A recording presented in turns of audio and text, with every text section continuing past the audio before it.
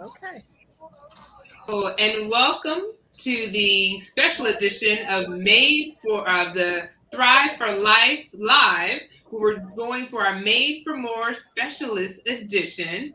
I'm so excited here That's it. because we are talking to our co-authors for the Made for More physician entrepreneurs who live life and practice medicine on their own terms. So if you haven't gotten this book, it's at Amazon. Feel free to get this book. This book is so encouraging, so inspiring, and you can definitely learn a lot. And I'm with three of the four speakers today. And so let's introduce our panelists. And for those who, before we do that, before those who may not be aware of what it means when I say specialist, specialist is a physician that has gone through extra training in fellowship to specialize in a particular area, like ophthalmology for the eye, cardiology. These are just people who've gone extra. So I'm a primary care that does general medicine, but then we have our specialists that go even further. So that's why we're talking to them today. So let's introduce our panelists. So today we have Dr. Mitra Ayesafar. She wrote chapter 46, which is called My Bonus Life. She is the CEO of Capital Eye Medical Group in Northern California. She's an ophthalmologist that performs functional and cosmetic eyelid procedures, and she also hosts Monday Morning Musings with Dr. Mitra. So welcome, Dr. Mitra. So good to have you. Thank you so much. Thank you. And next we have Dr. Randy Shader, who wrote chapter 44, which is on being afraid and doing it anyway. Dr. Shader is the founder and owner and solo practitioner at Silver Psychiatric Services in Matthews, North Carolina. She treats women and children with a special passion in caring for women physicians. So welcome, Dr. Randy. So good to have you. Thank you. Thank you. Happy to be here. And then last but not least, we have Dr. Carola Okaba. She wrote chapter 43, which is Embracing Entrepreneurship. She's a board certified ophthalmologist in Louisiana. She specializes in medical and surgical treatment of eye diseases. She's also the founder of Louisiana Center for Eyes, which is a comprehensive eye clinic that helps individuals reach their best vision and maintain a healthy eyesight. So welcome, welcome. So I know Dr. Randy is in the airport, and so I know she may have to go. So I do want to ask her a couple questions before she hops off. So Dr. Randy, in your chapter, one of my favorite quotes was, "Fear is my greatest friend and my worst enemy. It can motivate me or paralyze me. And with that awareness, I keep my friends close and my enemies closer." Absolutely. Yeah, it's a great quote. I was like, I love this quote. So hold on, I'm traveling with my daughter, and she wants to know who I'm talking to. I'm talking to a bunch of doctors and other people who want to know how to. You want my headset? I have another one just for you. Oh, a charger. I have that too. Who want to know how to do things different, better. So my question for you is, what are some fears that you had while developing your own practice, and how did you maintain it with your mindset? So my fears were, will people follow? Am I good enough? Will I make enough money? Can I support my family? And do I know enough business sense to be able to navigate all this? Right. And so what I did was I surrounded myself by people who believed in me. I tried to stay away from people who were naysayers and anxious people, because all they would do was fuel the anxiety, right? And then I went to places where I could learn about the things that were making me nervous. So I took a course on how to run a business through the American Academy of Child and Adolescent Psychiatry. I went to a continuing education class through the community college for like 3 days from a business guy that was like nominal money.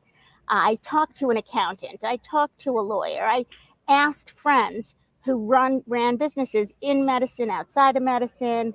I just opened my big mouth and said, hey, what do you know? Who knows this? Who knows that? And I've always been a giver. And for a little while, I hesitated and asked back, what do you know? Tell me how I can understand this better. And then I took a big leap and it worked. And here you are. Here you Here I are. am. So, Dr. Mitra, Dr. Carolla, tell me, what were some fears that you had to deal with starting your own business? Gosh, I'll go. So as far as fears, it was almost like mine has been inching towards really where I should have. I feel like this is where I should have been in the first place. So not knowing enough, I really didn't want to deal with having my own practice on my own business. Having been employed for a while in a private practice, I wasn't sure that my patients would follow. But then keeping in mind that the feedback from the patients has been so great, and what I want to do for them, and the results that I see, and the feedback is so great that just thinking about my why am I doing this, and service coming first, and the patient population that I want to serve has been what has pushed me forward, knowing that, okay, yes, I'm afraid, but I can learn in this beautiful community with my physician friends, and people that are in this network has just been amazing. If I don't know something, I will call up Dr. Okoba and ask her, how do you run your solo private practice? How do you do this? How do you do that? And I'll get an answer, just like Dr. Schachter said. Right. So it's been great. Dr. Yeah, and you're asking about fears. Mhm. When I started my practice, I think I was just afraid of everything, right? In every angle. The main thing I was confident about was my skills as a doctor. That I knew I was trained with this set of skills for years, and I had this hunger to help people. And so that was an excitement I had inside. My problem was learning how to really run a practice, like the business part of it. So I was Absolutely. afraid of hiring, firing, looking at the books. I was afraid of marketing, everything you could think about of what it takes to run a business. That business, it scared me because that was new to me. Like, so and then those fears, as you go along, they don't completely go away. You navigate them, but you still go through it, because again, just like Mitra said, you have your why am I doing that? And so that keeps me going, kind of going back to, okay, why am I doing this? Now, It's not taught. It's not taught in residency or fellowship. In fact, I go back to where my fellowship was and I teach it to the fellows, because they should learn that stuff. We should be able to know how to be autonomous. And the fact that we're not being trained about that is part of why we're getting sucked into being stuck in corporate. So part of my passion is that I go back every other year and I teach a course to the fellows so that they know that when they're ready to be on their own, that they have the tools. That's one great way how to pay it forward, so that they know what to do, so that they can come out and actually have their own practice. And they'll call me 2-3 years later and they'll be like, can I have that form that you were saying that you use? Yeah. And then 5 years later, thank you so much. Oh my God, I love this. Yeah. Hey, but that's awesome. You kind of see your work. You see what you have been able to put in. I know, Dr. Mitra, you discussed some of the limiting beliefs that you had that stopped you from even wanting to become an entrepreneur, to get out of corporate. What were some of those limiting beliefs? Typical was at the top of the list. It's like, is it too late? I'm not fresh out of residency. I'm not fresh out of fellowship. I had different stages of life, right? So, the kids were so young in the beginning, so it was okay to be employed.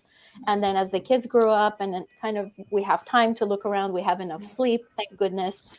And we think, oh my gosh, what else is there? Like, what I know this is not the only thing. I don't have as much control over how I want to spend my time. I have, parents that are growing older. How do I find time to spend with them when somebody else is determining my time? So really, it was more not having regrets later on, regretting that, okay, if this is the last day, how am I going to live it?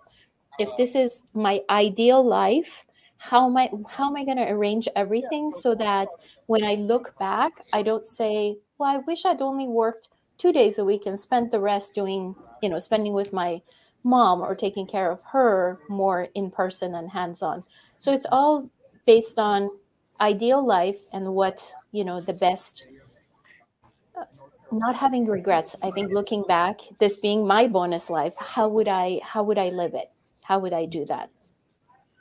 No, Dr. Carolla, Dr. Rainey, do you all have any limited beliefs that you all face too with your business?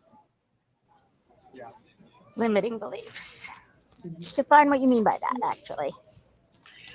Beliefs that stopped you from moving, I think, or from starting your business. I think one that people have, like you said, I'm not good enough, or, am I going to fail? Those are just maybe common ones. Were there other ones that you all had? Well, I think for me, it was that I was a people person, and I thought that doing this by myself, that I might be lonely. On this call, but when I'm done, I will be with you. Just give me 10 minutes. And so I had to create a scenario where that wouldn't exist. But that was probably fear allowing me to make that belief. And so I was able to kind of tell myself, yeah, you're never lonely. You have a huge group of friends, and you'll play after work, and you'll have journal club with your colleagues. What I did was that I established a rapport with local doctors before I went out on my own, so I could maintain those friendships and relationships. And then I became the Charlotte Area Psychiatric President, and now I'm going to be the North Carolina Child and Adolescent Psychiatric Society President. So I have an affiliation and connection. So even if I'm on my own, I'm not alone. Right? That's a good one. Yeah, because that is the point. Because when you're on your own, you don't have those colleagues to kind of talk about. Correct. And so that is good to kind of stay connected to people. Right. What about you, Dr. Carroll? I think for me, the limiting belief was more that I'm just not a business person. Like, I resisted that. So I saw myself that I'm a doctor. I fully embraced that, but felt like, somebody else can run the practice better. Somebody else can manage. Somebody else can do the higher. Like, I always thought, so my limiting belief was just that, I couldn't do this. And when you have those limiting beliefs, it does impact how you lead. It does impact all these things that you're trying to do. And so I've had those. Or other things is, I'm a solo practitioner. I'm by myself, and there's that big I group down the street. Maybe my clinic is not as good as theirs, or those type of things that try to come in your mind, and sometimes can cause you to not move forward. Those are actually really good limiting beliefs that stop us. Dr. Carolla, you mentioned in your chapter that it was difficult for you to kind of get started with your business. Would you mind maybe sharing that journey with us? Yeah, it was kind of like by accident that I found myself, being a business owner. It was by circumstance. All of a sudden, I had my own practice, and I basically bought the practice from a practicing ophthalmologist. And part of it was I was trying to get out of the situation that I was in, and this opportunity presented. And I really believe, I got this, and I got the skills. I know I just have to put up my shingle, and I know they're going to come, that type of thing. I believe I was a good doctor, of course. And so, but the bigger thing about, being my own boss, and the thing that really attracted me to that is I always felt when you have your own, there's no limit, right, to your earning potential, to how you run things. You can make it your own. You have more power to create your own ideal life versus working for a hospital or working for somebody else. And I think, even though I struggled in understanding the basics of running a business, but the whole idea of entrepreneurship, I always felt like, yeah, it has freedom in it. For example, like when my daughter was born, I was able to set up shop right there in my office, have somebody come in and watch her there. Now, would I have that freedom if I was working for somebody else? Or if I needed a day off, I can say, hey, let's cancel my schedule. There's a lot of pros to working for yourself. And so, yes, I had to navigate the fears. I had to navigate the hardships. I had to navigate the trial and error, just try it. Let's see if it works type of thing. But at the end of the day, I really don't regret my decision at all. Oh, wonderful, wonderful. And would anybody else want to share maybe their journey as well?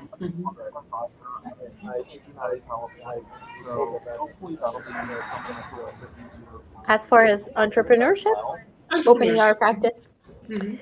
So mine, I feel like I have become more comfortable with transition, right? And more recently, I've been saying, "Oh, I'm in transition. I'm constantly in transition," and I think, going from the employed to essentially sharing an office with, subleasing and all of that, and yet being responsible for my own practice. I think more recently it's going to be entirely my own space, and that scares me, but I know I can call up you guys. I can call up Carola and ask her, how to do everything from scratch. But also just knowing, I think, the control part, and knowing that we can make our life anything, our practice can be designed around our life. And however that is going to play itself out, because life throws curveballs all the time. And so, as far as making the decision to live it the way we want, we might as well use today to do that. There's no better time than today, because tomorrow is definitely not guaranteed. And so as as family members get older, especially my mom, I'd like to have time. If I need to take her to a doctor's appointment, I'd like to be there. I don't want somebody else to take her. And really the best way to do that is to make sure that I'm in control of my, in control of my practice. And we have certainly all gone through medicine, gone through medical school, gone through training. We know, some of us are doing surgery. Some of us are, healing people in different ways. This is something that we can learn to do, no matter how we do it, right? We can learn to do it. And there are always people to ask, other physicians, especially in our lovely group, as we know. I can comment on my journey a little if you'd like. So COVID, difficultly challenging, exciting, interesting experience for me, for example, right? So I'm a psychiatrist, child and adolescent psychiatrist. Never in 1,000 years did I think that telemedicine was an appropriate or helpful tool. I was like, no, we need to be in person, play, do things, close, interactive.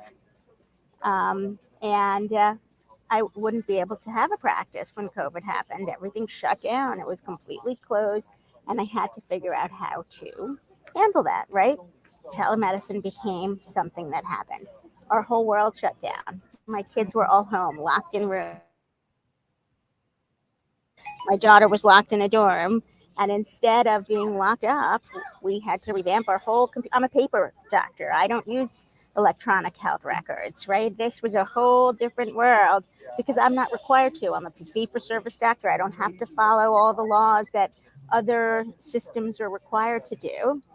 And so then I decided, instead of sitting in a house, we were going to leave the country. And I worked remotely from a jungle with my family and saw patients in a completely different place, and was still able to keep my practice up and still allowed my family to experience something that they would never have experienced, that if we weren't in this situation, it would never have happened. Right now, I'm on my way to New York to be with family, because if we don't do this, then when do you have the future? Who knows, as she said, what's going to be tomorrow?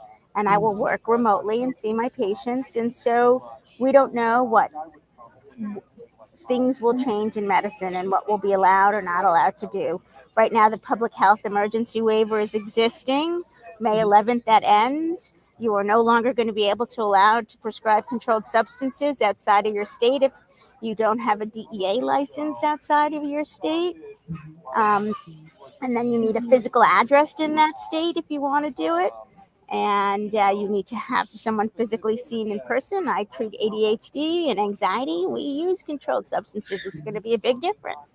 So lots of changes along the way. And not everybody knows the rules. They need to know those rules so that people don't lose or get punished and sanctioned and stuff. So we have to be flexible and figure things out and ask for help and learn from each other. Wow, that's actually really good. And that brings up my next question. When you have these different curveballs that are being thrown at you, how do you overcome them? Like, is there a certain mindset that you use? How do you overcome it? Like you said, the law is going to be changed here in May, so maybe you won't be able to go and prescribe outside of your state. How do you maneuver that mindset and just kind of changing with the times? Mm-hmm.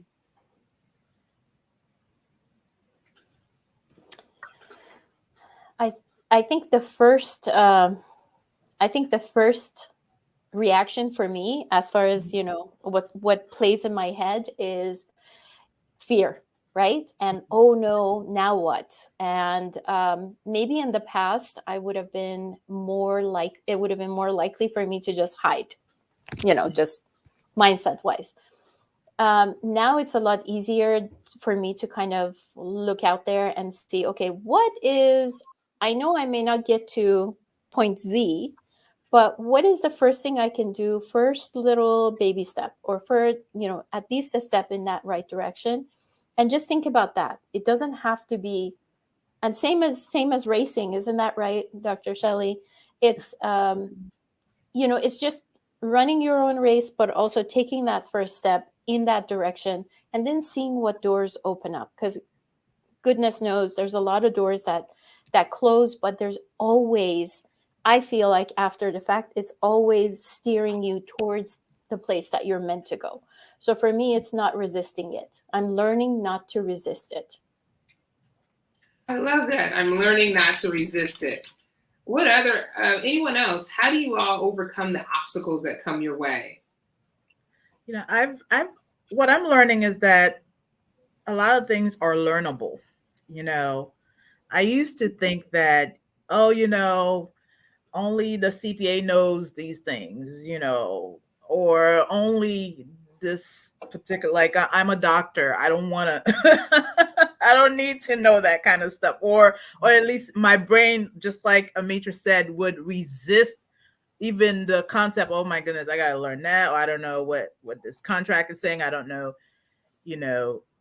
after being in this community, I feel like I'm more open to learning what I don't know, right? Learning social media. Like before, I'd be like, oh no, I'm not even gonna attempt, right? But now I feel like I'm more open, and if I don't know, I'm also more open to asking, because we don't like to ask. We're the leaders, right? We're doctors. People ask us usually, right? Mm-hmm. And so learning to ask when I don't know now, I ask. Mm-hmm. I ask, and I'm open to opportunities. I'm open to learning something new. So I think that's a new way that I think now. It's definitely a mindset shift for sure for me. I like that. So learning to ask. Dr. Randy, how do you overcome and push past obstacles that come up? I think I go under, over, around, above, through whatever angle that I would need to try to get around the obstacle. And then if I can't do it that way, then I ask somebody else to help float me above it if I can't do it on my own, right? No, I get that's excellent. You start with one step at a time, really, and then eventually through those steps, you probably get to the other side. Yes. I love that. So start one step at a time and go above it, around it, whatever you have to do to overcome that obstacle. But it's just keep moving forward. Okay. I love that. I love that. I can't hear you guys very well. Oh, okay. No, that's okay. My next question is, what is your biggest lesson that you've learned in being a physician entrepreneur? I'm gonna say what is the biggest lesson that you've learned as an entrepreneur? The biggest thing I learned? Mm-hmm.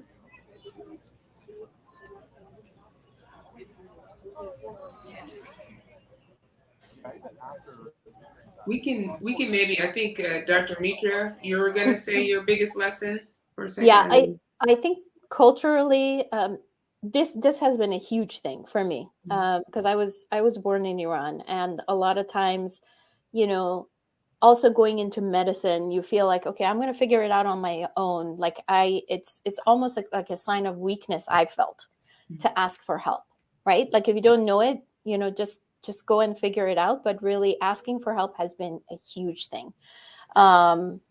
So I always thought that, you know, I've learned that it's not a weakness.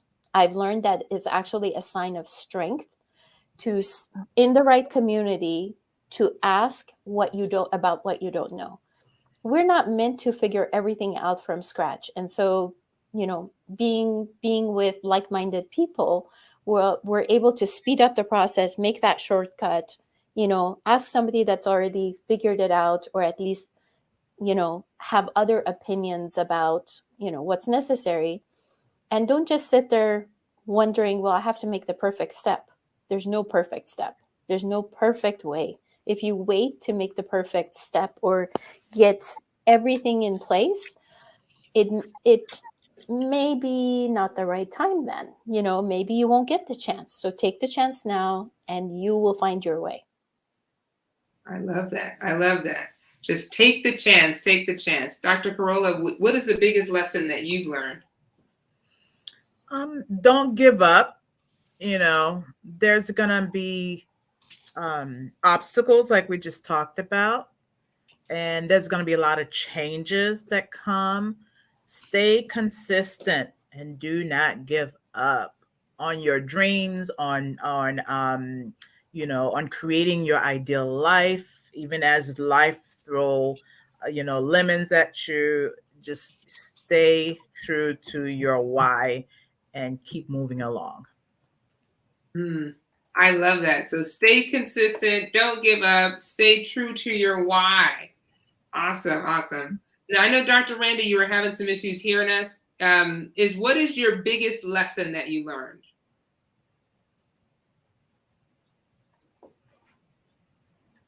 Dr. Randy, what is your, okay, I'm not sure if she can unmute. Okay, well, we'll just continue on. I think that you need to surround yourself with positive people and a good support system in order to be able to be successful. That even if you think that you can do it all by yourself, it doesn't even have to be just your staff. Staff needs to be good. You want good staff, but you also want good people that are assisting you, whether it's your accountant, your lawyers, but also the people that work with you every day. You want a positive work environment. If that work environment is negative, it's going to impact your day. And if it impacts your day, it's going to impact how you run your business. And then that trickles down to everything else. So you want to work with people that you feel are on the same path and mission that you have for yourself. I love that. I love that. And what do you all do on a daily basis to kind of move your business forward? Is there anything that you do on a daily basis to kind of move your business forward? I would say not being afraid of telling people what I offer, right? What I have, like, to my patients, basically telling people what I do. What are these gifts that I've been blessed to have, and how it actually helped people. I say vision. It's just a fact.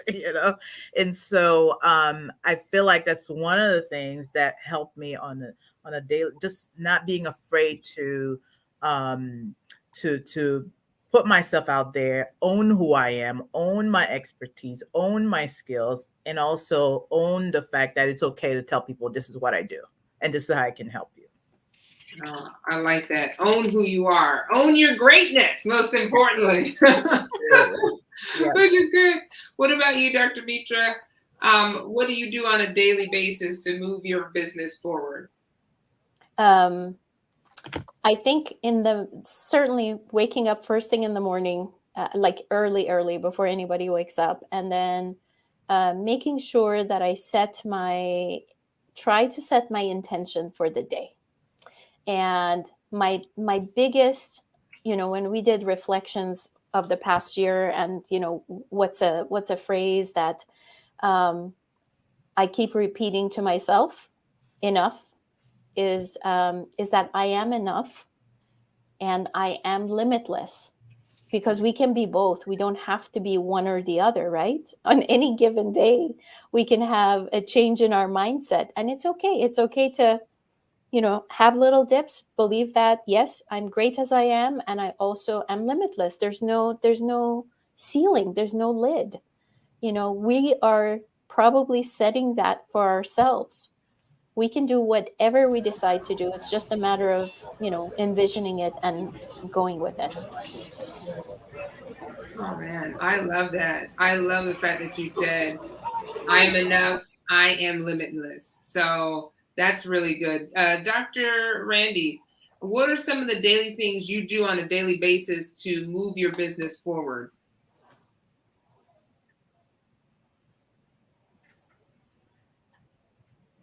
It looks like we may be having some connection issues there. Okay. All right.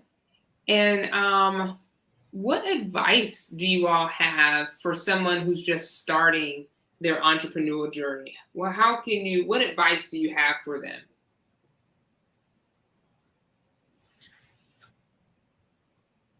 Okay, Dr. Randy, are you able to talk? Let's see. Dr. Randy, do you want to give us one last thought? All right, looks like you may have to go. Okay. It looks like serious connection. All right. Well, we'll go back to the next question, which is, what advice do you have for someone just starting in their entrepreneurial journey? I'm gonna say, as physicians, one of the biggest fear I feel that we all tend to have is the fear of failure, right? So sometimes we're so scared of failing we don't even start. Right?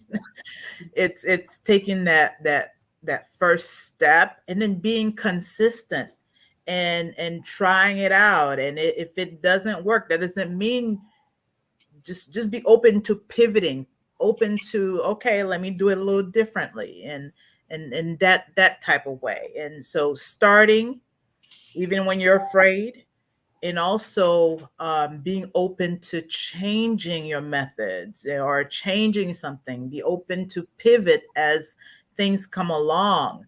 And so basically I'm saying, do not give up. Keep moving forward. So I think that's what I would advise. Yeah. I like that, because so many times you just don't know, like you said, even in like you have so many different obstacles, and you have to be able to pivot and not get discouraged and just give up. So that's excellent. I love it. Dr. Mitra, what are some advice you have for somebody just starting off in their entrepreneurial journey? I think be okay with the idea that what you want when you first come out of residency may not be what you want, the kind of life or the kind of practice that you want 5 years down the line or 10 years down the line. Life changes, your responsibilities change, you change as a person, but don't let, thinking that, well, it's too late to do it, or I should have done this, 5 years ago, because you may not have wanted a private practice or, to be able to run a half marathon or a marathon or all of that when you first came out of, residency, but maybe it is now. Maybe you want to be a speaker. Maybe you want to have a podcast. Maybe you want to, do all of these things, but just be okay with having these different wants and having these different goals, because that does change and that's perfectly okay. But find your people and find your way. You will find your way as long as it's centered, as long as it's a heart-centered path. I think the universe will work to lead you in that direction. No, that's wonderful. That's really great advice, to find your people and find your way. Now, people are always looking for what's the secret sauce. What is that one thing that makes you successful? Is there a one thing that you think that makes you successful in your business?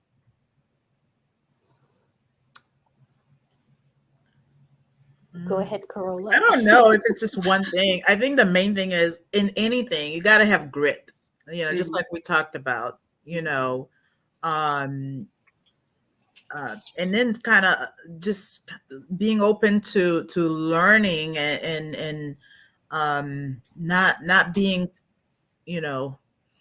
closed off, and being open to opportunities when they do come. I think for me, that's probably kind of embracing that, and then embracing, like my my chapter 43, embracing entrepreneurship. Yeah, I think embracing it and then go all in. Go all in. I like that. So having the grit, going all in, and just doing it regardless, overcoming that fear, embracing entrepreneurship. Yes. All right. Dr. Mitra, is there something any secret sauce to your success? Anything that you feel like this is the key to success? I think knowing that, knowing that this is my bonus life. Honestly, if I had not gone through the health crisis that I did go through, I don't think I would have made all the personal changes and the professional changes that I have made and am making as I move forward. Sometimes I look back and go, who is that person?